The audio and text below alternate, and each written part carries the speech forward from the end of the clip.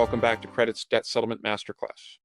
I'm Dave Hanrahan, CEO and co-founder of Kredit.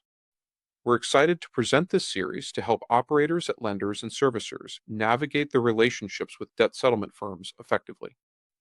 In this episode, we're going to look at how many parties are trying to reach consumers in debt, how debt settlement firms reach consumers, and we'll outline the differences between debt settlement firms and consumer law firms.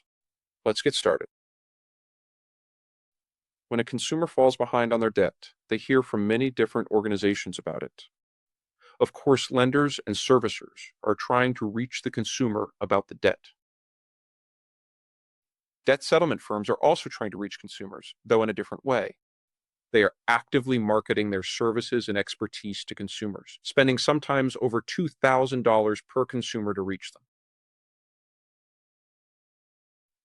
I also want to note that credit counseling agencies and consumer law firms don't market directly to consumers. Rather, they operate on referrals. For credit counseling firms, the referrals come from banks, and for consumer law firms, they come from non-law firm debt settlement agencies. From the consumer's perspective, this can all be overwhelming. So, let's talk a little bit about the debt settlement firms' marketing efforts and how they are looking to cut through the noise to reach consumers.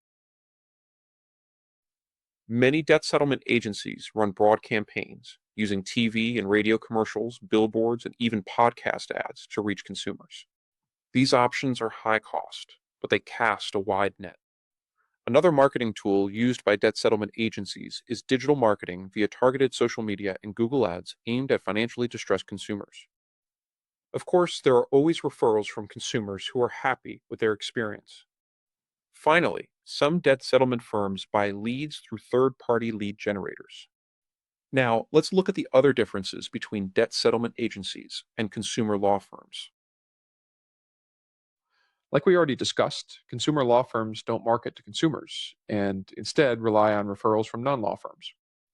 They also require the consumer to sign a power of attorney so they can reach out to lenders and servicers on their behalf, and they must have an attorney on staff who is licensed in the consumer state. Non-law firms typically do all of the marketing we outlined previously and require the consumers to sign an authorization to communicate so they can negotiate on their behalf. Both law firms and non-law firms charge performance-based fees for their services, and neither offer credit repair or debt validation services. In the next episode of the Kredit Debt Settlement Masterclass series, we'll discuss what happens when a consumer decides to enroll with a debt settlement firm, including a deep dive into who qualifies for these programs and the affordability analysis performed by debt settlement firms. Please note, the information contained in this video is not intended as financial or legal advice. Thanks for joining us for this episode of Kredit's Debt Settlement Masterclass. Make sure to subscribe and follow us on LinkedIn so you don't miss the rest of this series.